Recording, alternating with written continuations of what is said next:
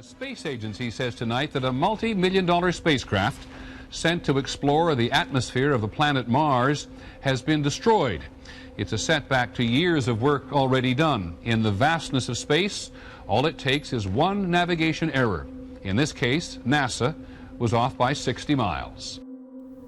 The Mars Climate Orbiter was to be the first of two NASA spacecraft to reach Mars in 1999.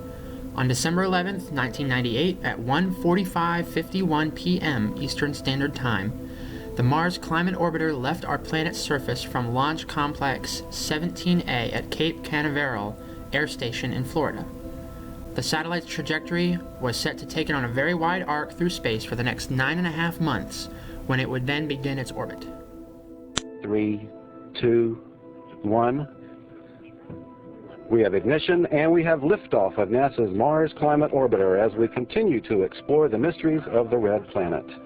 Designed as a weather mapping satellite, it also doubled as the main support relay for the upcoming Mars Polar Lander. Part of newer, faster, cheaper meant outsourcing projects previously done in-house.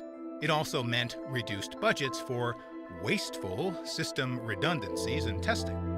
So it's not surprising that no one realized that one team of programmers was working in metric while another was working in English units.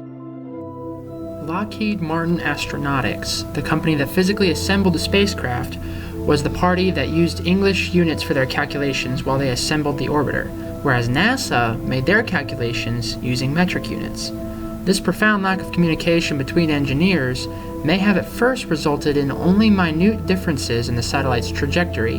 However, the end result was the loss of a $1.25 million investment. The mission approach was for the orbiter to begin a period of aerobraking once it had been captured in orbit about Mars.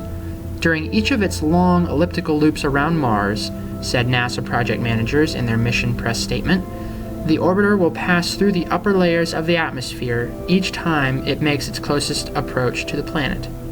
Friction from the atmosphere on the spacecraft and its wing-like solar array will cause the spacecraft to lose some of its momentum during each close approach.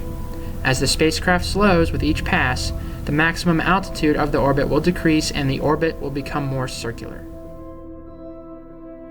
As Mars Climate Orbiter approached its target, all was go, and managers expected to report today that it was safely in orbit. Instead, all they had was radio silence.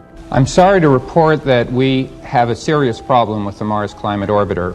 We may, in fact, be facing a loss of mission. As the orbiter made its passes around Mars, the calculation errors began to take their toll.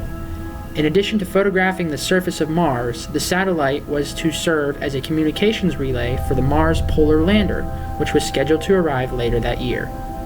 But as the orbiter made its first pass out of sight behind the planet, at about 2 a.m. on September 23rd of 1999, the approach altitude was about 37 miles above the planet's surface, roughly 56 miles lower than originally planned.